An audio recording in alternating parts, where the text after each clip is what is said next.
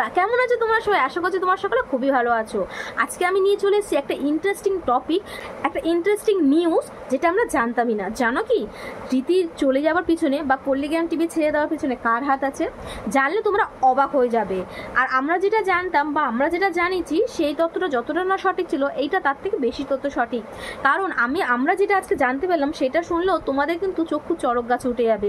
এর পিছনে কিন্তু যে রীতি ছেড়ে দেওয়ার পিছনে বা রীতি চলে যাওয়ার পিছনে কার হাত বা কার হাত ছিল, এটা কিন্তু আমি আগেই বলে দিচ্ছি, এটা কোনো কিন্তু ডিরেক্টর বা রাইটার বা এরকম কারোর কাজ না, এখানকারই থাকা একজনের কাজ, যার জন্য কিন্তু আমরা রীতিকে আজকে দেখতে পাচ্ছি না বা রীতি আজকে নেই। কি সেই কারণ? অবশ্যই পুরো ভিডিওটা দেখতে থাকো আর আমার সঙ্গে থাকো। রীতি আর তুহিনার বিবাদের কারণেই কি রীতি ছেড়ে চলে গেছে? হিংসা, একে অপরের হিংসার কারণেই কি আজ পল্লিগ্রাম টিভি থেকে ছেড়ে গেছে রীতি? কোনটা সঠিক, কোনটা জানতে চাও, সবটাই আজকে ভিডিওতে আমি শেয়ার করবো। যেটা সঠিক সেটাই আজকে আমি তোমাদের সামনে তুলে ধরবো। হ্যালো বন্ধুরা, কেমন আছো তোমরা সবাই? আশা করছি তোমরা সকলে খুবই ভালো আছো। আমি রিসেন্টলি কিন্তু রীতির সম্পর্কে কিছু ভিডিও করেছিলাম, রীতিকে নিয়ে কিছু একটা ভিডিও করেছিলাম যে রীতিকে কেন দেখা যাচ্ছে না। তো তার উপরে কিন্তু আরও অনেকেই কমেন্ট করছে, দিদি আরও ক্লিয়ার করে বলো, দিদি আরও ক্লিয়ার করে করো। তো আমি যতটুকু জানি ততটুকু তোমাদের সাথে শেয়ার করেছি, যতটুকু জানি ততটুকুই শেয়ার করছি। তো আমি আবারও আজকে তোমাদের সাথে সেই ভিডিওটাই শেয়ার করতে চলেছি যে রীতি আসলে ছাড়ার পিছনে রীতির আসল কারণটা কি বা আসল মোটিভটা কি। কারণ রীতি এত একটা মিষ্টি মেয়ে, এত সুন্দর দেখতে, অ্যাক্টিং থেকে শুরু করে তার ওভারঅল সুন্দর সব কিছুই ছিল কিন্তু খুবই সুন্দর। মানে কম টাইমে এসে কিন্তু ওভারঅল সবাইকে টিক্কা দেওয়ার মতন কিন্তু ছিল একটা মেয়ে, যে না যার নাম হচ্ছে রীতি খাতুন।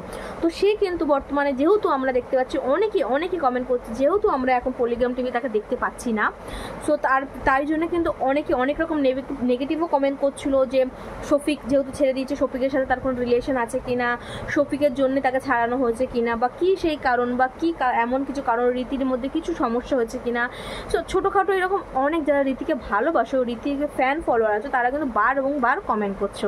তাই জন্য কিন্তু আবার আজকে ভিডিও, তো পুরো ভিডিওতে কিন্তু এন্ড অবধি দেখতে থাকো আর আমার সঙ্গে থাকো। আশা করছি আজকের ভিডিওটা কিন্তু দেখে তোমার আরও বেশি ক্লিয়ার হবে আর তোমরা কমেন্ট করবে না যে এবার নেক্সট কোনো ভিডিও ক্লিয়ার করতে।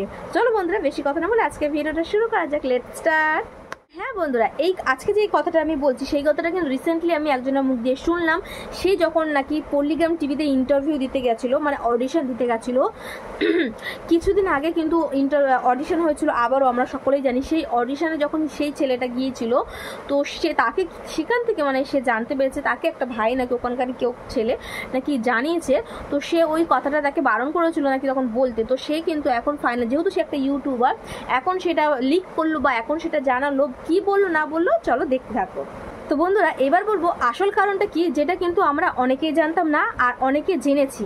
তো আসল কারণের পিছনে যেরকম আমি আগে ভিডিওতে বলেছিলাম যে আমি যতটুকু জানতে পেরেছি যে রীতি কিন্তু তার বাবার শরীর খারাপ ছিল, সেই কারণে সে কিছুদিনের জন্য কিন্তু তার যে পল্লিগ্রাম টিভির এগ্রিমেন্ট সেটা ছেড়ে গিয়ে সে বাবার কাছে গেছে, বাবার কাছে গিয়ে আছে, তার বাবার জন্য কিন্তু সে ছেড়ে দিয়েছে। কিন্তু আসল কারণ, আসল তথ্যটা এখন জানতে পারছি যে এর পিছনে কিন্তু সম্পূর্ণ কারণটা আসলটা কিন্তু অন্যই কিছু ছিল। কি সেই কারণ শুনলে কিন্তু তোমাদেরও মনে মনে কিন্তু কষ্টই লাগবে। কারণ কি, রীতি এমন একটা মেয়ে যে কিন্তু সত্যি বাচ্চা মেয়ে একটা, বাট আমাদের সকলে অনেক বড় বড় মেয়ে বা বউরা বা বাবারা সবাই কিন্তু রীতিকে খুবই ভালোবাসি। এবার বলি আসল কারণটা কি। আমি যতদূর একটা ইউটিউবার, তোমরা চাইলে আমি ইউটিউবের নামটা কমেন্ট করবো যদি তোমরা চাও।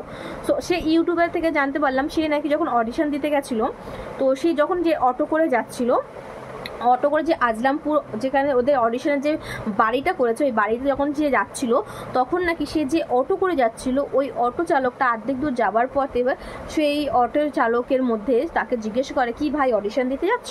তো তখন ওই ইউটিউবারটা বললে যে হ্যাঁ আমি অডিশন দিতে যাচ্ছি, কেন আপনি জানেন? তো বলছে হ্যাঁ আমরাও তো ওর সাইট সিং রোল করি, কিছু নেওয়া দেওয়া, কিছু ফেলে দেওয়া, তুলে নিয়ে আসা, মানে টুকটাক আমরা কাজ করি আর তারপরে কিন্তু আমরা এই অটো চালাই, মানে টোটো চালাই। তো তখন ও বললো ও আচ্ছা, তো এইগুলো কথা বলছে, তুমি ইন্টারভিউ দিতে যাচ্ছ যাও। তখন বললো আমি আমার সব ইউটিউব ভিডিও টিডিও সব কিছু তাকে দেখালাম। তো সে দেখলো, এগ্রি করলো, আমাদের মধ্যে একটা ভালো 2 মিনিটের মধ্যে একটা ভালো একটা রিলেশন বা সম্পর্কটা হয়ে গেছে। কথা ভালোই বলছিলাম, বলতে বলতে হঠাৎই আমার মাইন্ডে এলো যে আমি একবার রীতির কথা জিজ্ঞেস করি। কারণ রিসেন্টলি হচ্ছে আমরা রীতিকে দেখতে পাচ্ছি না। ও যেহেতু গেছিলো আজ থেকে 3-4 মাস আগে, এতদিন কথাটা নাকি রেখে দিয়েছিল। তো তখন কিন্তু সে বললো এর ভিতরে অনেক কাহিনী ভাই। তো বললো যদি কিছু মনে না করো, আমাকে কিছু একটা শেয়ার করো, আমি কাউকে বলবো না। তো তখন ও ভাইটা বলল যে দেখুন অ্যাকচুয়ালি রীতিকে তাড়িয়ে দেওয়া আমাদের মানে পল্লীগ্রাম টিভির থেকে কেউ তাড়ায়নি বা কোনো রকম সমস্যা কিছু হয়নি, কিন্তু তুহিনা আর রীতি দুজনের মধ্যে একটা বিগ ঝামেলা হয়ে গেছিলো। তুহিনা আর রীতির মধ্যে দুজনকেই যেহেতু কম্পারেটিভ দুজনকে হিরোইন রোল দেওয়া হতো, সেই হিরোইন রোলের মধ্যে তুহিনার সাথে রীতি নাকি ফাইট মানে ঝগড়াঝাটি হতো। সেটা নাকি এইবারে অনেকটাই ঝগড়াঝাটি করতো, সেটা নাকি রীতির পক্ষ থেকে ঝগড়াটা আসতো, রীতির পক্ষ থেকে ঝগড়া আসতো, সে একটা মানে হিরোইনের নায়িকার ভূমিকা করবে, তুহিনা বলতো আমি করব। তো যেহেতু একটা মেয়ে তো দুজনের মধ্যে না ফাইট হতে হতে ঝগড়া হতে হতে এইবারে যে ঝগড়াটা মানে এই আমরা যে দেখছি না তার কিছুদিন আগেই ভিডিওটা হওয়ার পরেই একটা রিসেন্টলি ঝগড়া হয়েছিল, সেটা না বিগ ঝগড়ায় চলে গেছিলো। এবার যেহেতু তুহিনা অনেক পুরনো একজন সদস্য, প্লাস তুহিনাকে অনেকেই চেনে, তুহিনা অনেক অল্প বয়স থেকে এখানে কাজ করছে, সেহেতু তুহিনারই সাপোর্ট করে কিন্তু ওরা কথা বলেছে, প্লাস সেটাই রীতির খারাপ লেগেছে, তাই জন্য রীতি কিন্তু কিছুদিনের জন্য চলে গেছে।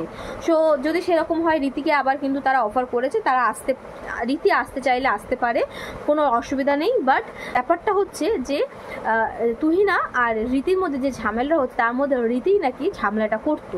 তো এবার অনেকের প্রশ্ন যে আমাদের রীতিকে বেশি ভালোবাসি বা রীতিকে বেশি ভালো লাগে, সাপোজ শ্রাবণী, সালমা, রীতি, তুহিনা এরা সকল আছে, কিন্তু শ্রাবণী হচ্ছে সব থেকে ছোটো, বাট শ্রাবণীকে যতটা কেউ না ভালোবাসে রীতি, তুহিনা, সালমা এদেরকে ভালোবাসে কেন? কারণ এরা সেরকমভাবে তুলে ধরেছে, আর এদের প্রডিউসার ডিরেক্টর সেরকমভাবে তুলে ধরেছেন। আর সত্যি কথা বলতে এখন যদি শ্রাবণীকে ছেড়ে দেওয়ার জন্য কেউ জোর করে সেটা নিশ্চয়ই ওরা পারবে না, কারণ যাদের জন্য এই ভিডিওটা বা চ্যানেলটা করা তাদের জন্য নিজে থেকে ছাড়াতে পারবে না। সে যদি নিজে ছেড়ে দেয়, নিজে না নিতে যায়, কোনো একটা মুখ নিজে না নিতে চায়, তাহলে এনারাও কেউ ছাড়াবেন না। তো এটাই ছিল অ্যাকচুয়ালি মেজার কারণ, যেটা শুনে কিন্তু আমিও এক টাইমে ভাবছিলাম যে বাবা এটাও সম্ভব। সো একই জায়গায় যেহেতু থাকতো, খাওয়া দাওয়া করতো, সব কিছু করতো, শুটিং করতো, কাউকে নিচ্ছে হিরোইন হয়ে, কাউকে নিচ্ছে না। আর তুহিনাকে আর রীতিকে দুজনেকেই হিরোইন হিসেবেই নেওয়া হতো, বাট যখনই দুজনেই একই চ্যানেলে কাজ করছে, মানে একই ভিডিওতে কাজ করছে, আর কেউ সাইড রোল করছে, কেউ হিরোইন করছে, তখনই দুজনের প্রতি জেলাস চলে এসেছিলো। মানে জেলাসই হচ্ছে মেন কারণ, যেটা রীতি নেই। সো এটাই ছিল কিন্তু আজকে ভিডিও, যেটা আমি জানতে পেরেছি, আর এটা হচ্ছে অনেকটাই সত্য আমি যতটুকু জানতে পেরেছি। সো ওর বাবার যে শরীর খারাপ, এটা জাস্ট একটা এক্সাম্পল হিসেবে সে ছেড়ে চলে গেছিলো। মেন কারণ হচ্ছে তাদের সাথে স্টেজে মানে তাদের যে সেট আপের ওখানে তাদের সমস্যার জন্যই সে ছেড়ে দিয়েছে, আর হয়তো ইন ফিউচার আসতে পারে। সো তাদের রবিউল স্যার মানে হারুন শেখ এনারা বলেইছেন তার জন্য কিন্তু সর্বদা ওয়েলকাম আছে, সে যখন চায় তখন আসতে পারে। তার উপরেও তার বাবার শরীরটা খারাপ ছিল, সেই জন্যেই কিন্তু সেই উপলক্ষ করেও রেগে চলে গেছে। তো এটাই অ্যাকচুয়ালি ব্যাপার। তো বন্ধুরা এটাই ছিল কিন্তু আজকে ভিডিওটা কীরকম লেগেছে অবশ্যই কমেন্ট করো, যদি ভালো লাগে কিন্তু সাবস্ক্রাইব করে দিয়ে পাশে থাকো অনুরোধ রইল এরকম ভালো ভালো ভিডিও পাওয়ার জন্য। সো আশা করছি তোমাদের অনেকেরই হেল্প হবে। চলো বন্ধুরা আজকে টাটা, বাবা, দেখা হচ্ছে অন্য কোনো ইন্টারেস্টিং ভিডিও। বাই।